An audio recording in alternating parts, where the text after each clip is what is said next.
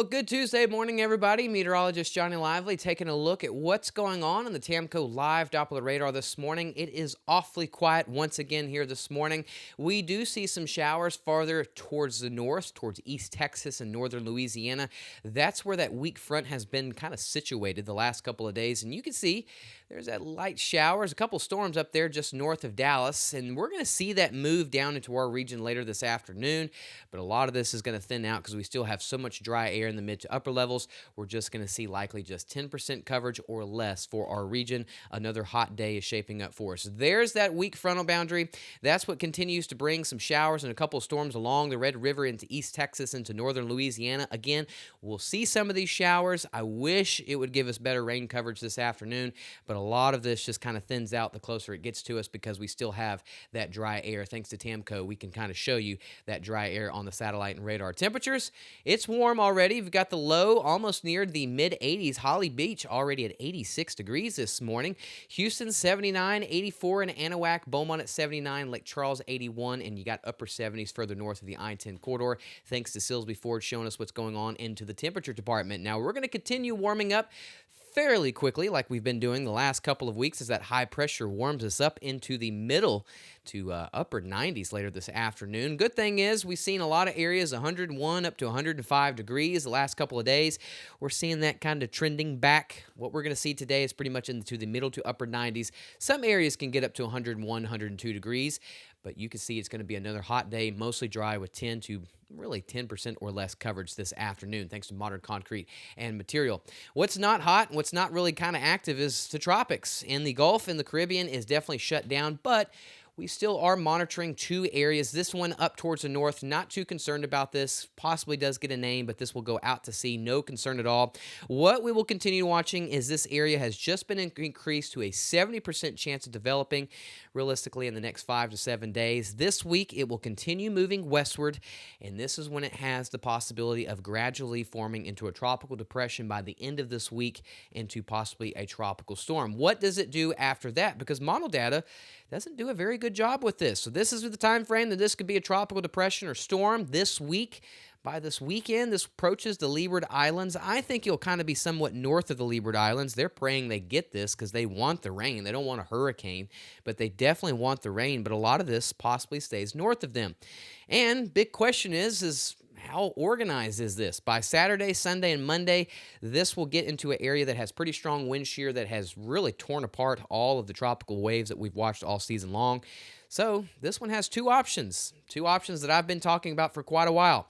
If it wants to stay organized, it can take option number one, where it goes between these ridges and it curves away from the United States. This is very similar to what the Euro, especially the GFS. GFS has this becoming a hurricane, if not a major hurricane, and it curves away from the United States. This new model by the Euro and a couple other models say this is going to have a really hard time developing. This week it can try, and by this weekend the wind shear kind of shreds it to pieces, so it continues going west, brings some rains to the islands, and then so much land interaction and wind shear, probably not going to be much of anything. We'll keep watching this. It's really early in the game to say where this will go. Right now I'm still kind of thinking this goes possibly out to sea, but a lot of people are going out to the Leeward Islands. Some people are going to the Bahamas. Because of this, and so this is so far away, I would continue keeping an eye on this, but look at this particular European model. You don't even see anything very well organized. But there are other models, like I said, the GFS model that does show a hurricane, if not a major hurricane, which tracks out to sea away from the United States. So we're still going to keep an eye on this. This is still very far out, anywhere from 8 to 12 days away. Let's play devil's advocate and say that this was going to hit Florida or the East Coast. It would do that in 8 to 12 days away. So in other words, you take this with a grain of salt. You really don't even start really locking in on something until it's under the 5-day mark. So we are really far out, but right now the early signs say that this could go out to sea, or this stays weak, continues going westward, brings some much-needed rain to the northern Lesser Antilles, to parts of Puerto Rico, and to Hispaniola, and possibly brings some rain to the Bahamas. But again, if you are traveling from vacation from Bahamas all the way down to the Lesser Antilles, definitely keep an eye on this because again, it's still pretty early in the game. I'm not too concerned with this as of right now. I don't see this getting into the Gulf, but we will keep an eye on this. High pressure ridge, kind of the main story this week. As we get into Thursday and Friday, that ridge moves enough towards the west to where we see the flow giving us some of the moisture. We see the chance for some scattered showers and storms. Really, the best coverage is on Thursday with that 50% coverage. And then Friday, we get down to 30 to possibly to 40% coverage. And then this weekend, you see the high pressure kind of skirts back into our region, but notice it's really not strong, but it is moving back into our region. So by this weekend, we get back to very isolated. But good news is we're starting to slowly see that ridge is kind of on the move, and it is kind of weakening somewhat. So our best coverage for rain is going to be on Thursday.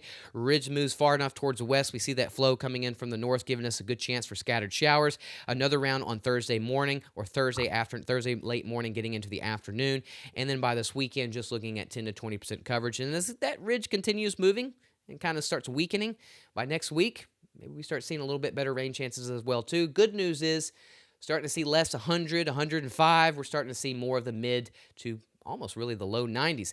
Futurecast for today, boy, it looks good, doesn't it? But this is just some light rain. That's it. Maybe a mist, and then actually in radar, by the time this gets down to the surface, which we reside, I don't think this is going to bring much rain. We might see a lonely, isolated shower for areas across the region like Houston, Beaumont, Port Arthur, Cameron Parish, Lake Charles. But again, the coverage is around 10% or less. Not too concerned of the rain today. I wish we could get better coverage on the rain.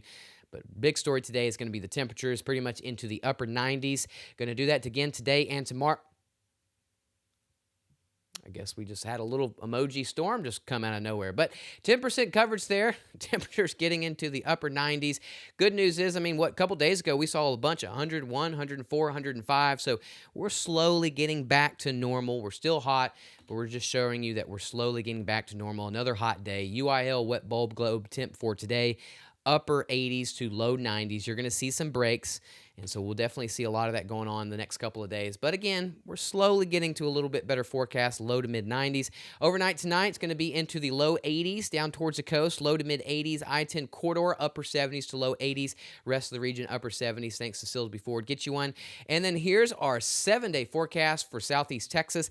The next 2 days is hot and mostly dry. That ridge finally moves off towards the west, kind of gets the temperatures back into the mid 90s. But the biggest thing is we've got that chance of rain at 50% coverage on Thursday, 30% coverage on Friday. This weekend, ridge moves back into the region. It's weakening some, and then we still see a better coverage of rain as we get into early next week. But look at the temperatures, 99 to 100 the next day or two, and then we start getting back down into the middle to somewhat low 90s. So that's good. I know it's not much. We're slowly getting there, but we're slowly getting back to normal. There's a normal high around 93. Next couple of days, we're going to be well above that here in southwest Louisiana, but as we get into Thursday and Friday, pretty good chance of rain. By this weekend, high pressure moves in again, kind of cuts us off, getting back to isolated, and then Wednesday or Monday of next week, we see that ridge continue to keep moving. But again, look at the temperatures, upper 90s, back into the low 90s as we get into the weekend early next week. Good time to go download the free Gulf Coast Weather Solutions app. Y'all have a wonderful Tuesday. Thanks again for tuning in to the Tuesday morning show. If you have not yet, please go download our free Gulf Coast Weather Solutions app. It will keep you updated around the clock. Have a wonderful Tuesday. Thanks again for tuning in. We're going to have more posts throughout the day, especially doing a tropical update in the next 10 to 20 minutes. So be tuned on Facebook for that update. Have a wonderful Tuesday. Stay cool. Another 2 days of upper 90s to some areas getting up to 100 to 101 degrees. So have a good Tuesday, everybody. Gulf Coast Weather Solutions is sponsored by. Thank you for making Gulf Coast Weather Solutions one of your go-to sources for weather around the clock. From heavy downpours and severe storms to winter weather and the tropics, we've got you covered with accurate, reliable forecasts you can trust.